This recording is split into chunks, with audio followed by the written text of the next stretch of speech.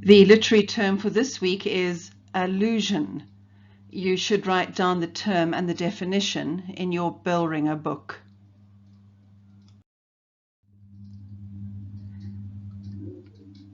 A quick definition adapted from the Abrams Glossary of Literary Terms is this one. Allusion is a passing reference without explicit identification to a literary or historical person, place, or event, or to another literary work or passage. Before we go any further, please make sure that you know the difference between allude and elude, allusion and illusion. If you're going to use the word elude, you mean that someone is giving you the slip, is escaping from you. Here's an example of an illusion, that mirage that we see on a tarred road, which makes it look as though there's water there when there isn't. Remember then, in literature you allude to something in an allusion.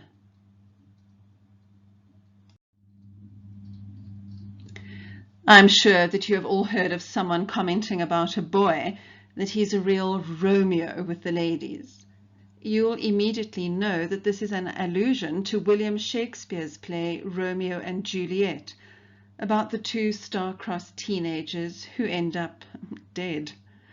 To call someone a Romeo implies that he is like the character in Shakespeare's play, a young man who easily falls in love with a number of women.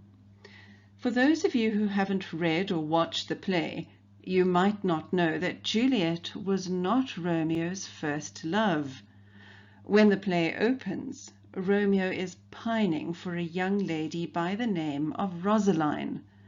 Romeo tells his best friend Benvolio that there is no woman on the earth as wonderful as Rosaline, and that he will never love any other girl as much as he loves her. Well, as the play is not called Romeo and Rosaline, it's not a spoiler to tell you that obviously Romeo falls for another woman. As an English student, you would not need all of this explained to you. You would immediately understand and appreciate the reference to Romeo. This is an allusion.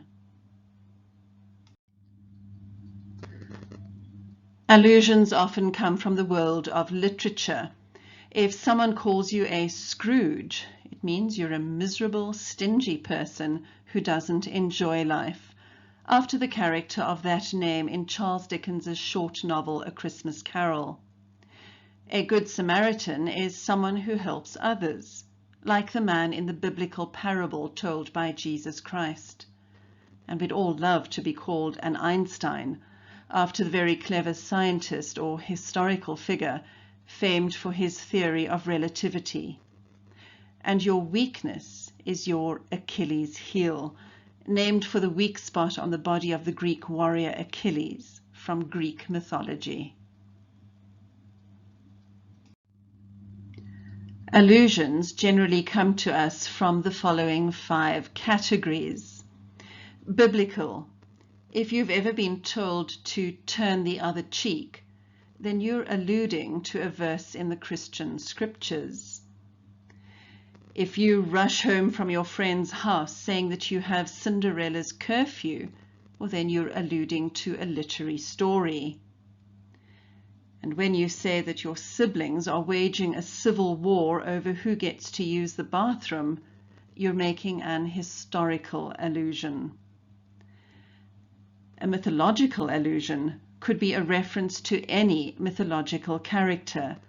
A Herculean task is one that will demand such great strength from you that you will need to be as strong as Hercules. Many songs have allusions in them. Think of Taylor Swift's song, Love Story, with its numerous references to Romeo and Juliet, for example. Can you think of any others?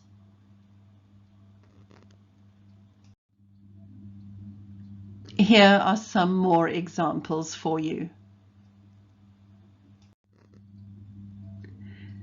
Many allusions that we use come from traditional children's stories. If your perfect man is a Prince Charming, then you're alluding to the Cinderella story. An ugly duckling is often used to describe an awkward adolescent before she blossoms into a beautiful woman. And if you're prone to telling lies, you could be called a Pinocchio, after the wooden puppet whose nose grew longer with every lie that he told. Pause the video here to look over the other examples, from Beauty and the Beast, The Three Little Pigs, The Boy Who Cried Wolf, and Alice in Wonderland. If these stories are unfamiliar to you, well, then that's your homework. Reading or watching them, thank you Walt Disney, your English home language examiners will assume that you're familiar with these stories. Historical allusions include references to people such as Benedict Arnold, Mother Teresa, Casanova, and they could also refer to events such as the Great Depression, Watergate, and the Battle of Waterloo. I hope you've wondered why the suffix gate is often attached to words when a scandal is implied. For example, Donald Trump has referred to Obamagate in speeches critical of his predecessor. He's using an historical allusion to the Watergate scandal that resulted in the disgrace and resignation of former US President Richard Nixon. Have you ever heard of someone saying that they have met their Waterloo? They are saying that it was their final defeat. From the literature that you are likely to study in the senior grades of high school, here are other examples. From Christopher Marlowe's work, Dr. Faustus, we have references to mythology. Olympus's top is an allusion to the Greek mythology, which portrays Mount Olympus as a home to the gods, and in particular, Jove, the king of gods. The phrase, a chariot burning bright, also refers to the god Apollo, who is known for driving the sun in his chariot as part of the Greek myth.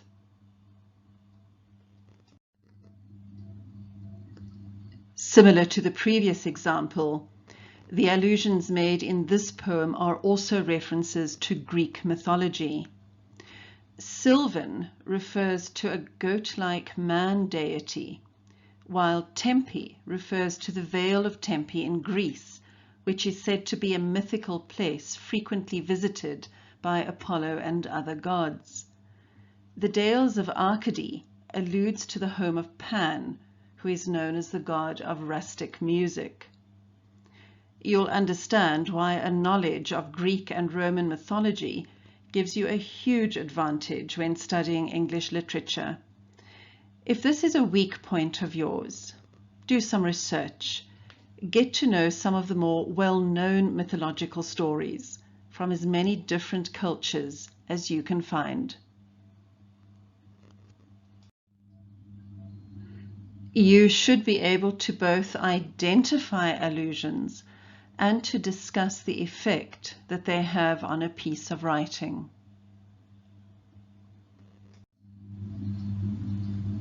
A writer can build an intimate connection with a reader. When you recognize the allusion, you have an immediate bond with the author, as you are in on the same information. Obviously, the allusions enhance the symbolism and meaning of the piece and add imagery. And the author can prove his knowledge of a subject with allusions, thus adding validity and credibility to the piece.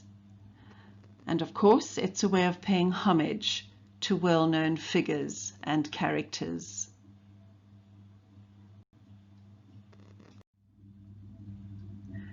Some of you might think that revising English for exams is your kryptonite. I hope that your better understanding of allusions will help you to conquer your fear of this particular kryptonite. You see what I did there?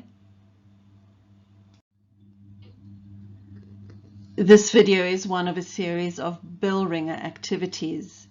Students should have BELLRINGER books. Mine use hardcover A5 notebooks in which they jot down the notes, definitions, and reminders from these BELLRINGER videos. If you'd like to incorporate more of these BELLRINGER videos in your teaching or learning, please like the video, subscribe to the channel, and share the video with your friends and colleagues. Feel free to drop me a line at the email address that you see on the screen if you have any suggestions or requests for more BELLRINGER activities.